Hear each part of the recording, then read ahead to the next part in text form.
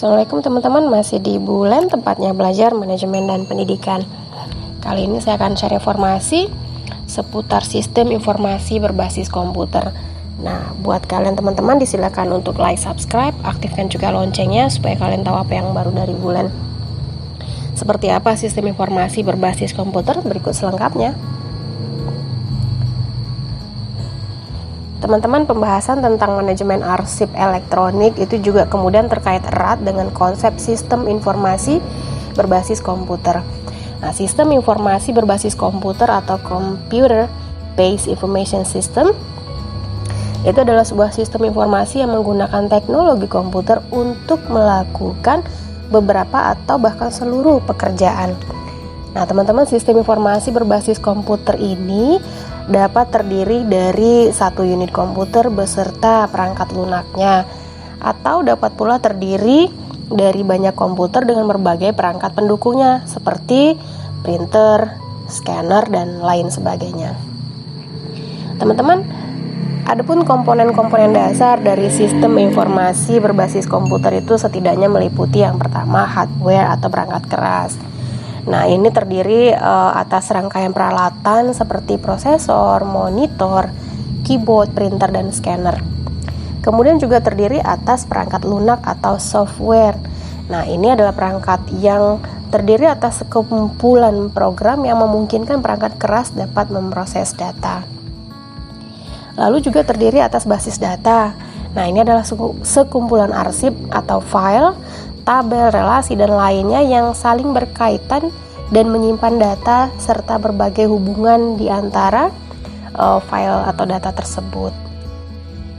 Nah, selanjutnya adalah jaringan atau network. Nah, jaringan adalah sistem koneksi, tentu saja dapat menggunakan kabel ataupun tanpa kabel, yang memungkinkan adanya jalinan berbagai sumber daya antar berbagai komputer yang berbeda.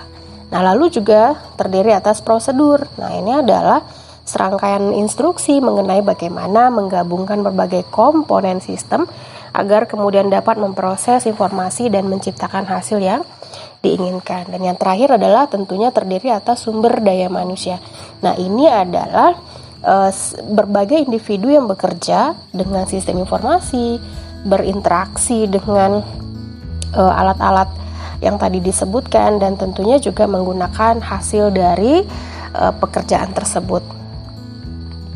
Lalu teman-teman, terkait dengan sistem informasi berbasis komputer atau manajemen arsip elektronik, nah ini tentunya juga terdiri atas data dan informasi.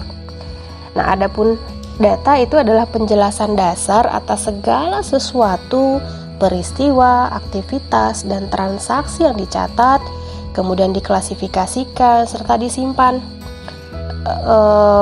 sehingga kemudian itu akan memiliki makna-makna tertentu. Dan kemudian juga teman-teman, data ini juga dapat disebut sebagai wakil dari suatu objek.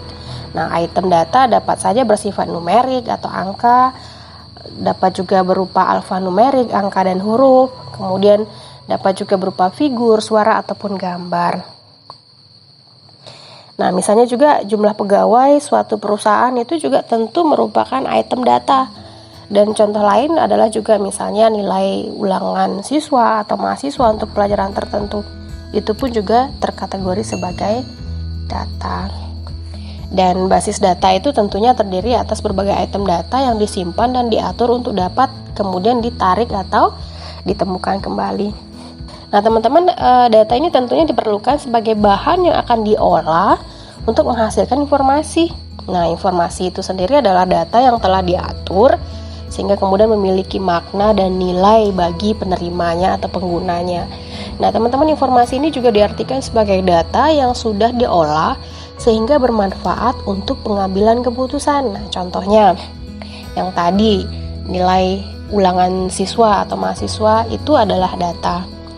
Tetapi nama siswa beserta nilainya adalah kategori sebagai sebuah informasi.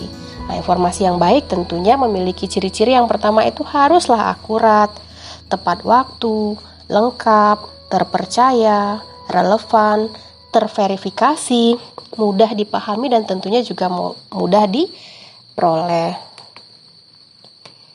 Nah, teman-teman, informasi elektronik ini adalah salah satu atau sekumpulan data elektronik, dapat saja berupa tulisan, suara, gambar, peta, rancangan, foto, surat elektronik, telegram, dan jenisnya yang lainnya tentunya. Dapat juga berupa huruf, tanda, angka, kode akses, atau simbol yang telah diolah yang memiliki makna-makna tertentu. Nah, tentunya informasi elektronik ini dibuat, kemudian disimpan, kemudian tentunya dapat diakses kembali melalui media elektronik, terutama menggunakan komputer. Nah, teman-teman, terkait dengan arsip elektronik, tentunya ini seiring dengan perkembangan teknologi informasi, pengelolaan arsip konvensional itu sekarang mulai disertai dengan sistem pengelolaan arsip secara elektronik. Nah, sebagian besar organisasi bisnis maupun pemerintahan di era sekarang ini tentunya telah banyak menghasilkan dokumen dalam bentuk elektronik. Saya juga mengutip informasi dari pakar Reed and Ginn di tahun 2011, di mana mereka ini mengatakan bahwa electronic record is a record stored on electronic storage media that can be readily accessed or changed. Nah, artinya bahwa arsip elektronik tersebut itu merupakan arsip yang disimpan dalam media penyimpanan elektronik yang tentunya dapat diakses ataupun dapat diubah.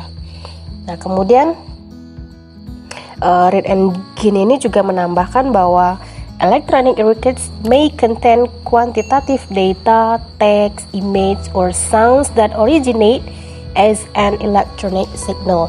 Nah, artinya bahwa arsip elektronik tersebut dapat saja berisi data kuantitatif, teks, gambar, atau suara yang kemudian bersumber dari sinyal elektronik. Nah, selanjutnya definisi arsip elektronik menurut International Councils of Archive dikatakan bahwa arsip elektronik itu adalah arsip yang dapat dimanipulasi, ditransmisikan, atau diproses dengan menggunakan komputer digital. Nah, sehingga kita dapatlah ambilkan kesimpulan bahwa arsip elektronik itu adalah arsip yang diciptakan, diterima, disimpan, dan diakses menggunakan teknologi elektronik.